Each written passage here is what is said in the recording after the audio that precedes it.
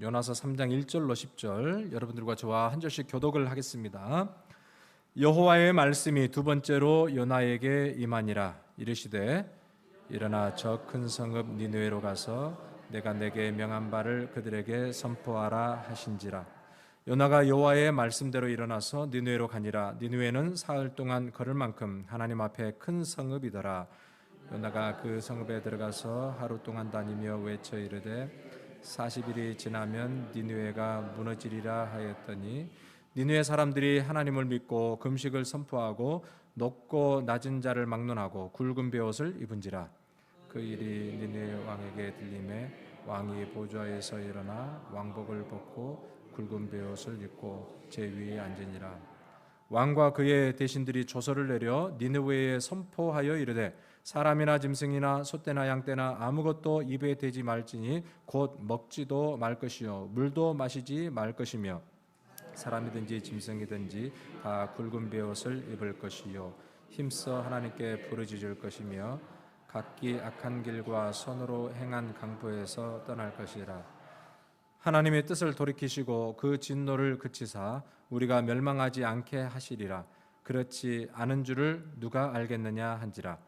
하나님이 그들이 행한 것 곧 그 악한 길에서 돌이켜 떠난 것을 보시고 하나님이 뜻을 돌이키사 그들에게 내리리라고 말씀하신 재앙을 내리지 아니하시니라. 아멘. 오늘 이제 우리가 요나서 3장 전체를 읽었는데요. 우리가 한 2주 지나서 또 요나서를 살펴보니까 잠깐 요약을 좀 하겠습니다. 요나서 1장을 보면은 요나는 어떤 모습이었습니까? 하나님이 니느웨로 가서 외치라라고 할 때에 그는 반대 방향으로 도망을 갔습니다. 다시스로 도망하는 불순종하는 요나. 영어로 하면 running away from God. 하나님으로부터 도망하고 있는 요나의 모습입니다.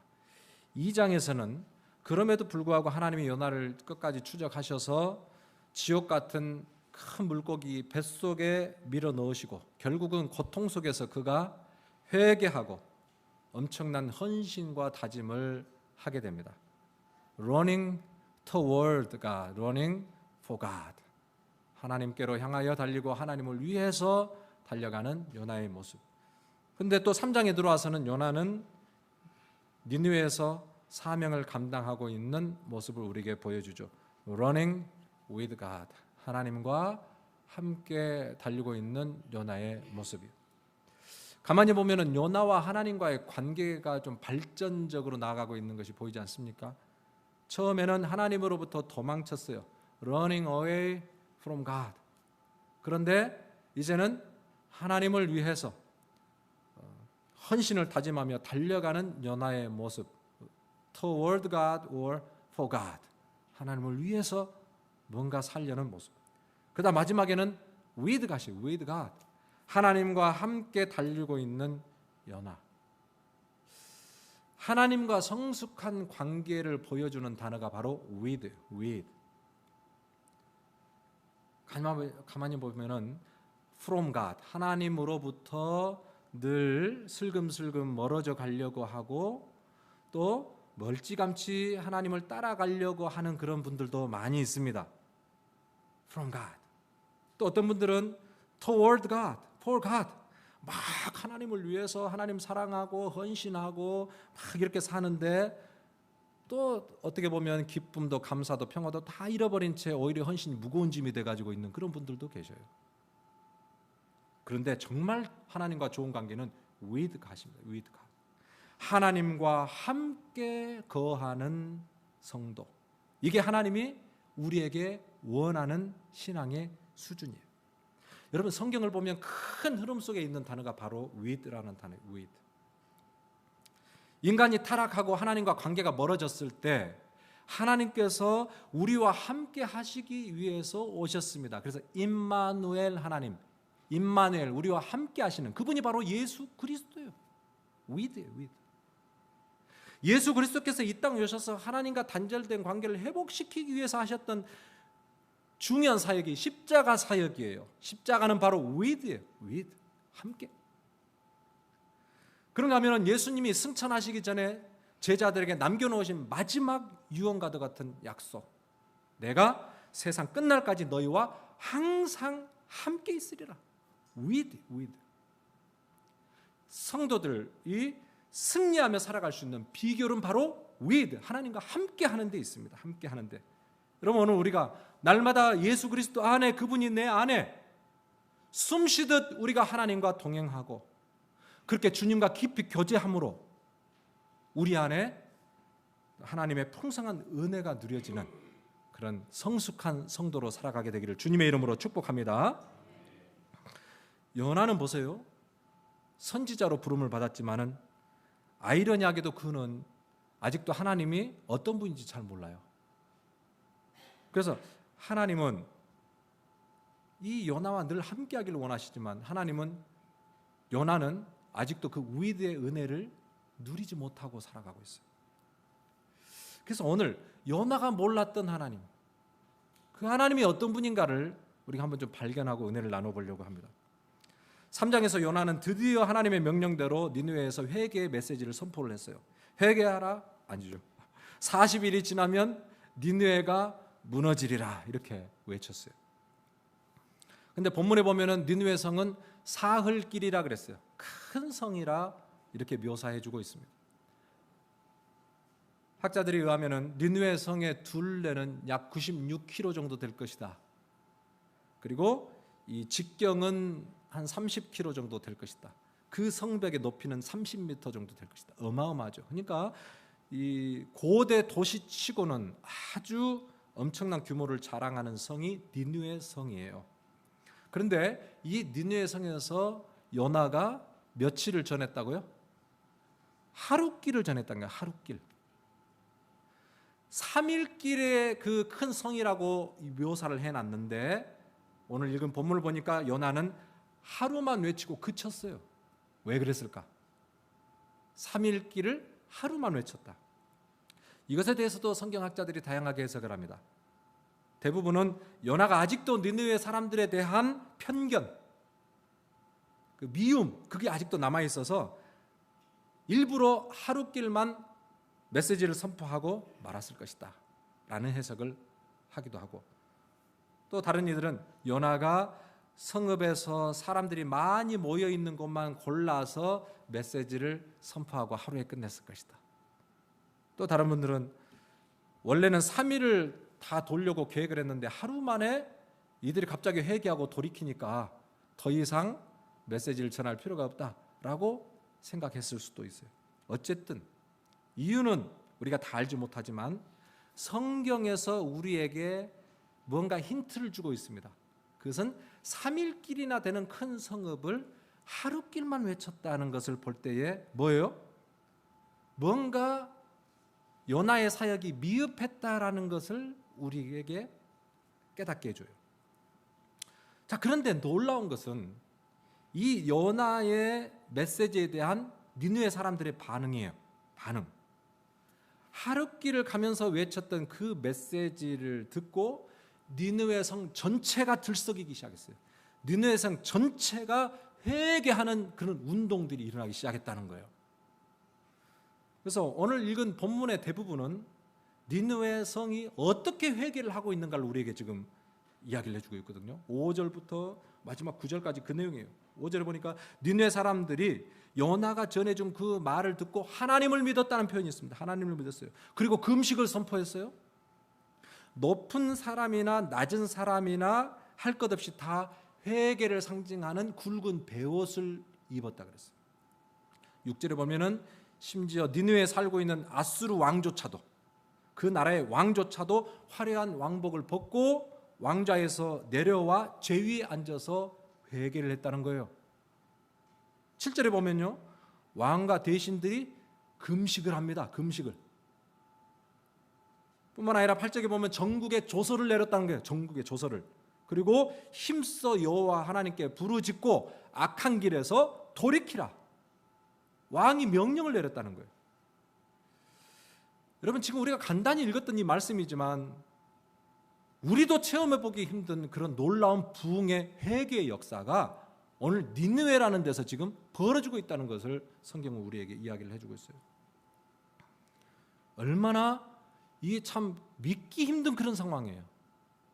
상식적으로 보세요. 이 당시에 지금 아수르라는 나라는 고대 근동의 패권 국가예요. 그 엄청난 군사력으로 그냥 온 나라를 잠식하고 있는 아주 교만한, 아주 잔인하게 그지없는 그런 나라예요.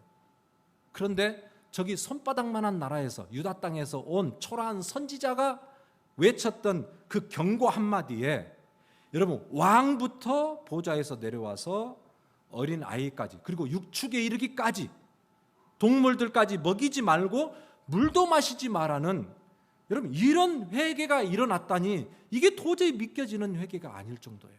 놀라운 역사가 일어났어요. 아마도 가장 놀랐던 사람은 요나였을 거예요. 요나. 이 메시지를 외쳤던 요나가 당시에 허들짝 놀랐을 거예요. 왜냐하면 자기가 외쳤던 그 메시지는 그렇게 능력이 있거나 호소력이 있는 그런 메시지가 아니었거든요. 뭐라고 외쳤다 그랬습니까? 40일이 지나면 이 성이 무너지리라. 40일이 지나면 이 성이 무너지리라. 15자입니까?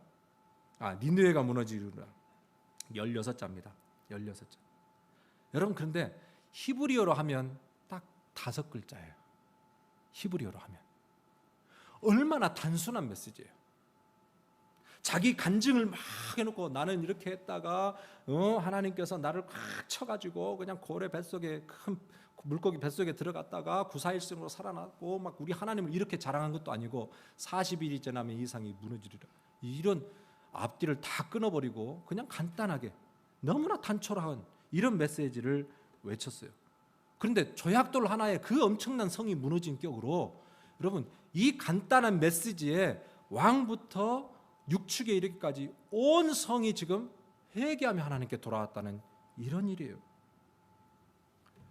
여러분, 지금 이 성경에서는 무엇을 우리에게 깨닫게 해줄 수 있습니까? 니느웨에 일어난 이 놀라운 회개 역사는 하나님이 이루어 주신 역사라는 것을 우리에게 이야기를 해주고 있어요. 사람의 노력이나 사람의 열심으로 이루어진 일이 아니라는 거예요. 물론 요나가 그렇게 가기 싫었던 땅, 그리고 그 잔인하고 포악하게 그지없는 니느웨 사람들, 돌에 맞아 죽을 각오를 하고 가서 하나님께 돌아오라, 회개하라 외쳤기는 했지만은, 그런 결단을 하고 갔기는 했지만, 그럼에도 불구하고 그의 순종은 완전하지 않았어요. 3일길이나 걸어야 될 그 성읍을 하루길 걸었다는 것은 아주 불완전한 그런 순종의 모습이에요. 그러나 하나님은 이 반쪽짜리 같은 이 선교사, 그의 미약한 순종임에도 불구하고 하나님은 그 순종을 붙들어서 하나님의 완전한 회개의 역사, 완전한 구원의 역사를 이루어 가실 수 있다는 것을 오늘 우리에게 보여주고 있어요. 여러분, 이것이 하나님이 일하시는 방식이에요. 하나님이 일하시는 방식. 하나님은 우리의 연약함을 통해서도 하나님의 강함을 드러내실 수 있는 분이에요. 하나님은 우리의 부족함을 통해서도 얼마든지 풍성함을 나타내실 수 있는 그런 분이에요. 5,000명을 먹이시는데 예수님이 큰 빵덩어리가 필요하다고 말씀하지 않으셨어요. 어린아이에 보잘것없는 도시락 하나면은 충분했어요. 약하고 미련하고 가난하지만은 여러분, 순종으로 하나님께 드려지기 시작할 때 하나님은 강하게 쓰시고 지혜롭게 쓰시고 풍성하게 우리를 사용하시는 분이에요. 여러분, 하나님의 일은 나의 수준이 아니라 하나님의 수준에 달려 있어요. 그러니까 내가 할 것은 그저 믿음으로 순종함으로 발을 내어 딛기만 하면 그때부터는 하나님이 일하기 시작하는 거예요. 이런 하나님의 일하심을 사역하면서 깨달았던 사도 바울이 이런 놀라운 고백을 해주지 않았습니까? 고린도후서 12장 9절로 10절을 보니까 이 말씀이 있어요. 나에게 이르시기를 내 은혜가 내게 족하도다. 이는 내 능력이 약한 데서 온전하여짐이라 하신지라. 그러므로 도리어 크게 기뻐함으로 나의 여러 연약한 것들을 대하여 자랑하리니 이는 그리스도의 능력이 내게 머물게 하려 함이라. 그러므로 내가 그리스도를 위하여 약한 것들과 능력과 궁핍과 박해와 권고를 기뻐하노니 이는 내가 약한 그때에 강함이라. 할렐루야. 바울은 처음에는 자신의 출중한 학문, 그리고 자신의 그 신앙적인 그 가문, 배경, 그리고 자신의 그 열정, 이것을 통해서 하나님이 큰 일을 하실 것으로 생각을 했어요. 그런데 하나님은 알면 알수록 그게 아닌 거예요. 하나님은 오히려 자신의 연약한 조건들을 붙드시고 그 조건들을 통해서 놀라운 기적을 일으키시더라는 거예요.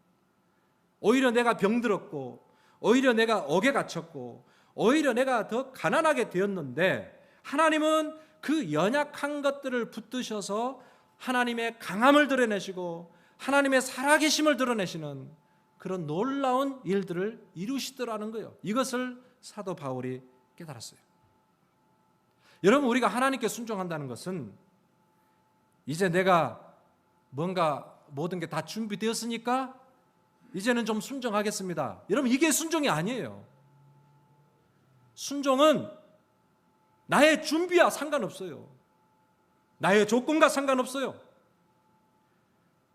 나는 턱없이 부족한 상태지만은 주님이 말씀하시니, 주님이 오라고 하시니, 주님이 가라고 하시니, 주님이 무릎 꿇으라고 하시니, 그때의 순종함으로 죽었다 각오하고 믿음으로 한 발자국을 딱 내어디딜 때에, 그때에 내가 상상하지 못했던 놀라운 역사들이 일어나요.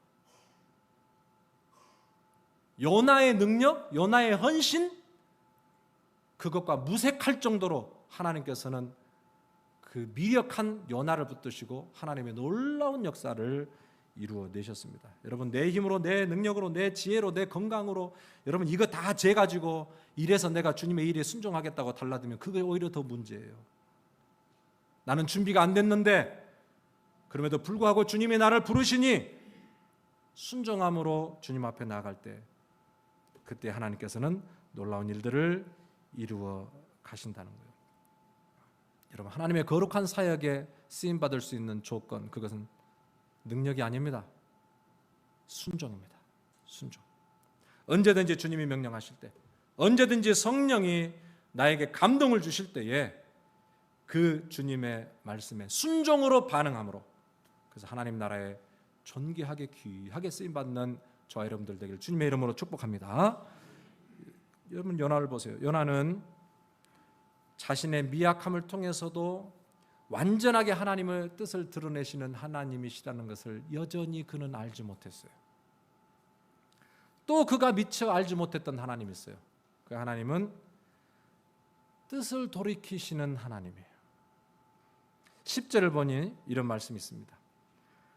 하나님이 그들이 행한 것 곧 그 악한 길에서 돌이켜 떠난 것을 보시고 하나님의 뜻을 돌이키사 그들에게 내리라고 말씀하신 재앙을 내리지 아니하시니라. 뜻을 돌이키사 그랬어요. 결과적으로 40일이 지났습니다. 그런데 니느웨 성은 무너지지 않았습니다. 여러분, 하나님께서 지금 뜻을 유보하셨어요. 그리고 대신 긍휼과 자비를 베풀어 주셨어요. 니느웨의 심판을 명령했던 그 하나님이 자신의 뜻을 철회하셨어요. 요나는 어떻게 하나님이 자신의 뜻을 이렇게 손바닥 뒤집을 수 있는가에 대해서 화가 날 지경이었어요. 반드시 40일이면 무너지리라고 하지 않았어요? 이게 도대체 어떻게 된 일이에요? 지금 이렇게 나중에 보면 따지고 이제 달라듭니다, 하나님께. 요나는 하나님이 자신의 뜻을 돌이키실 수 있다는 그 하나님에 대해서 몰랐다는 거예요. 여러분, 그러면 여기서 우리가 신학적으로 하나의 중요한 물음이 하나 발생합니다. 하나님은 자신의 뜻을 정하시고도 언제든지 뜻을 돌이킬 수 있는 그런 분이신가? 여러분, 성경에서 보면 하나님은 누누이 변하지 않는, 변치 아니하시는 하나님이시라는 것을 말씀해 주잖아요. 많이 있지만 그중에 두 개만 찾아서 보니까 말라기 3장 6절에 보니 나 여호와는 변하지 아니하나니, 야고보서 1장 17절에 보면 그는 변함이 없으시고 회전하는 그림자도 없으시니라. 또 하나님의 말씀은 1.1획도 변함이 없으시니라, 이런 말씀이 있잖아요. 여러분, 지금 변하지 아니하신다, 하나님의 그 불변성, 하나님은 결코 변하지 않으세요. 그런데 지금 변했잖아요. 하나님이 말씀하시고 그 뜻을 하나님이 변개하셨잖아요. 이 하나님의 말씀과 니느웨 사건을 어떻게 우리가 연결시킬 수 있을 것인가? 여러분, 하나님의 뜻에는 크게 두 가지가 있습니다. 결코 뜻을 바꿀 수 없는 절대적인 하나님의 뜻이 있고, 또 언제든 돌이키실 수 있는 상대적인 뜻이 있어요. 절대적인 것은 전 인류가 동원을 해서 금식을 하고 부르짖어도 바꿀 수 없는 게 절대적인 뜻이에요. 여러분, 예수 그리스도를 통해서 하나님께서 온 인류를 구원하시기로 작정하신 하나님의 그 계획은 결코 변할 수가 없어요. 예수 그리스도를 통해서 영원한 구원에 이르게 된다는 이 하나님의 말씀도 결코 변개될 수 없어요. 이 세상에 다시 오실 예수 그리스도를 통해서 인류의 역사가 마감이 되고 온전한 하나님의 나라를 이루실 것이라는 이 하나님의 총체적인 계획은 결코 변화될 수가 없습니다. 절대적인 뜻이에요. 자, 그런데 오늘 본문에 니느웨 같은 한 성의 심판과 멸망에 속한 것, 이것은요 하나님의 상대적인 뜻이에요. 이것은 하나님의 선포한 말씀 앞에 어떻게 반응하느냐에 따라서 하나님의 뜻이 결정될 수 있습니다. 여러분, 사실 우리를 향한 하나님의 뜻이 많이 있지만 여러분, 그 하나님의 뜻은 우리의 반응에 따라서, 우리의 반응의 여부에 따라서 언제든지 바뀔 수 있는 뜻이 많이 있다는 것을 우리에게 시사하고 있습니다. 성경은 하나님이 모든 것을 예정하시고 모든 것을 다 작정하셨다고 해서 우리를 운명의 감옥에 가두어 가지고 아무것도 할 수 없는 로봇처럼 정해진 길을 항상 걸어가는 그런 우리의 신앙이 아니라, 하나님은 우리가 언제든지 하나님의 말씀에, 성령의 음성에 반응하고 죄에서 돌이키기만 하면은 우리를 향한 하나님의 뜻과 계획도 바꾸셔서 하나님께서 우리에게 자비를 베푸시고 긍휼을 베푸신다라는 것을 우리에게 말씀해 주고 있어요. 여러분, 그래서 하나님이 뜻을 돌이키시는 근거가 있습니다. 하나님이 뜻을 돌이키는데 근거가 뭐냐? 그건 바로 회개예요. 회개를 통해서 하나님은 당신의 뜻을 변개하십니다. 여러분, 회개가 무엇입니까? 회개는 전인격적으로 하나님께 반응하는 것인데 우리의 마음을 하나님께로 돌이키는 행위예요. 그래서 전인격적이라는 말에는 세 가지 의미가 있습니다. 지성과 감성과 의지, 이 세 가지를 포함한 회개를 이야기를 합니다.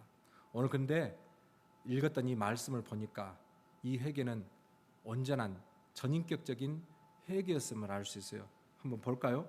먼저는 이들이 하나님을 떠나 범죄하고 있었던 자신의 상태를 지적으로 인지를 합니다. 5절 말씀에 이렇게 나와 있어요. 니느웨 사람들이 하나님을 믿고 금식을 선포하고 높고 낮은 자를 막론하고 굵은 베옷을 입은지라 그랬습니다. 이들이 하나님을 어떻게 했다고요? 하나님을 믿었다라고 이야기를 하고 있어요. 우상을 섬기던 자들이 여호와 하나님을 신뢰하고 믿게 되었다. 그럼 이것은 하나님 앞에 우리는 죄인임을 고백하고 있다는 거예요. 우리는 죄인임, 나에게는 소망이 없구나라는 것을 그들이 고백하고 있다. 이것이 지적인 동의예요. 이것이 죄이구나, 나는 소망이 없구나 라는 것을 깨닫는 데서부터 회개가 시작이 됩니다. 지적인 동의가 있어야 돼요. 그 다음에는 어떻게 돼요? 감정적인 반응으로 나와야 돼요. 지금 굵은 베옷을 입었다고 기록했지 않습니까? 굵은 베옷은 회개를 상징합니다. 슬픔을 상징합니다. 여러분, 하나님을 거역하고 범죄했던 자신의 이 죄악을 슬퍼하며 아파하는 그런 행위가 바로 굵은 베옷을 입은 거예요. 정적인 반응을 지금 이들이 보여주고 있어요. 근데 더 나갑니다. 더 나가서 10절에는 뭐라 그러냐면은 하나님이 그들이 행한 것 곧 악한 길에서 돌이켜 떠난 것을 보시고 하나님의 뜻을 돌이키사 그들에게 내리라고 말씀하신 재앙을 내리지 아니하시니라 그랬습니다. 그들이 돌이켜 떠난 것을 보시고 그랬습니다. 그들이 악한 길에서 돌이켜서 하나님을 향하여 거룩의 발걸음을 내어 디뎠다는 거예요. 머리로 알고 가슴으로 느끼는 데에서 끝난 게 아니라 그들의 삶의 구체적인 변화까지도 하나님이 보셨다는 거예요. 여러분, 회개는 눈물 흘리는 것이 회개가 아니에요. 회개는 삶의 변화가 나타나야 돼요. 성품의 변화가 나타나야 돼요. 거룩함의 변화들이 우리의 삶에 나타나야 돼요. 이게 진정한 회개예요. 우리가 회개를 돌아볼 때에 아쉬운 점이 있습니다. 그 뭐냐면은 우리는 회개는 잘 하지 않고 회만 합니다. 회. 이게 무슨 말씀이냐면 회는 뉘우칠 회자예요. 아시죠? 뉘우칠 회자. 눈물을 흘리는 거예요. 눈물을 흘리는. 근데 더 중요한 것은 두 번째 개예요. 개는 고칠 개라는 거예요. 고칠 개. 악한 죄에서 떠난 변화된 삶을 의미합니다. 그러니까 회개는 마음의 변화에서 시작하지만 어디로 나갑니까? 삶의 방향 전환에까지 나아가는 거예요. 인격의 변화까지 나아가는 거예요. 우리가 하나님의 말씀에 순종함으로 구별된 세상과 구별된 거룩한 습관들이 우리 안에 하나 둘씩 배어져야 되는 거예요. 옛날에 목사님들이 하는 어렸을 때 했던 설교 중에 재밌어서 제가 지금까지 기억하고 있는 예화가 있습니다. 새벽 기도를 하면은 성도들이 이렇게 와서 새벽 기도를 하다가 기도하다가 이제 돌아가시는데 목사님은 가만히 보니까 시골에 새벽 기도를 하고 돌아가다가 남의 밭에 가지밭에서 가지를 똑 따가지고 집에 가서 이렇게 해가지고 아침 식사를 해 먹는 거예요. 그것을 예화로 하시면서 아침마다 기도를 하면 뭐 하냐? 돌아가면서 남의 것을 훔쳐가서 그렇게 하면은 여러분 회개는 기도하고 하나님께 나오는 것이 시작이에요. 은혜 받는 것이 시작이에요. 주님의 음성 앞에 이렇게 반응하는 것이 시작이에요. 그런데 그 다음에 삶의 변화가 있어야 돼요.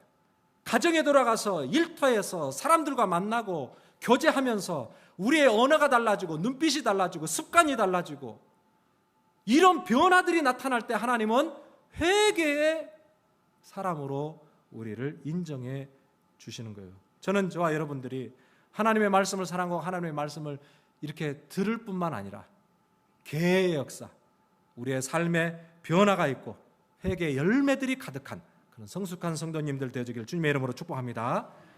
여러분 다시 본문으로 돌아와서 지금 하나님은 니느웨 백성들의 이 전인격적인 회개를 근거해서 40일 후에 내리라고 했던 그 멸망을 철회하시고 이들에게 긍휼을 베풀어 주셨어요. 요나는 이런 하나님이실 줄은 미처 몰랐어요. 하나님은 어떤 분인가? 하나님은 아무리 악독한 죄인이라 할지라도 그가 회개하고 돌이키기만 하면 언제든지 심판을 철회하시고 구원을 베푸시기를 기뻐하시는 하나님이에요. 그래서 디모데전서 2장 4절 우리가 함께 읽어볼까요? 시작. 하나님은 모든 사람이 구원을 받으며 진리를 아는 데 이르기를 원하시느니라. 아멘. 아무리 악한 자라 할지라도 세상에서 저런 사람이 구원받을 수 있을까? 저런 악한 자들이라고 생각되는 그런 자들이 있다 할지라도 하나님은 그들이 구원받으며 진리에 반응하며 은혜 받기를 원하셔요. 우리 하나님은 긍휼이 많으신 분, 은혜롭고 자비하시고 노하기를 더디하시는 그런 하나님이라고 성경에서 우리에게 이야기를 해주고 있어요. 가만히 돌이켜보면은 요나가 수올 뱃속에서 이 큰 물고기 뱃속에서 구원을 받을 수 있었던 것도 그가 다시 니느웨의 사명을 감당할 수 있었던 것도 회개의 눈물을 보시고 뜻을 돌이키시는 하나님 때문에 이렇게 된 거예요. 여러분 그러니까 우리의 회개보다도 더 큰 것이 우리를 돌이키시려는 우리에게 긍휼을 베푸시려는 하나님의 그 사랑, 하나님의 그 열심이 더 크시다는 거예요. 그래서 어쩌면 하나님은 우리를 향한 당신의 뜻을 돌이키시기 위해서 우리에게 긍휼을 베풀어 주시기 위해서 어쩌면 우리에게 회개의 기회를 주고 계실지도 몰라요. 어쩌면 우리에게 중보하며 회개하는 그런 자들을 찾고 있을지도 모릅니다. 오늘도 하나님께서 우리를 은혜의 자리로 인도해 주신 것은 하나님께서 우리의 삶에 당신의 뜻을 돌이켜 긍휼과 자비의 은혜를 베풀어 주시려고, 우리가 오늘도 내가 얼마나 연약한 자임을 주님 앞에 고백하고 하나님의 그 완전하심 앞에 우리의 삶을 송두리째 내려놓고 나를 보면서 아파하고 나를 보면서 슬퍼하며 예수 그리스도로 소망을 삼고 주님으로 만족하기로 작정하는 그런 시간을 하나님이 우리에게 주시는 줄도 모릅니다. 여러분, 하나님은 지금 우리 자녀들에게 하나님의 긍휼과 자비를 베풀어 주시기 위해서 누군가는 가정에서 자녀들을 위하여 깨어서 기도하며 두 손을 들고 통곡하며 나오는 그런 자들을 하나님이 찾고 계실지도 모릅니다. 교회 공동체가 정말 이 땅에 바르게 세워져서 이 땅의 빛과 소금이 되고 하나님의 그 영광이 되기를 위해서 절박한 심정으로 하나님의 나라를 위하여 메마른 그런 땅에 은혜를 구하듯이 그렇게 주님의 교회를 위하여 부르짖는 그런 한 사람을 하나님이 찾고 계실지도 모릅니다.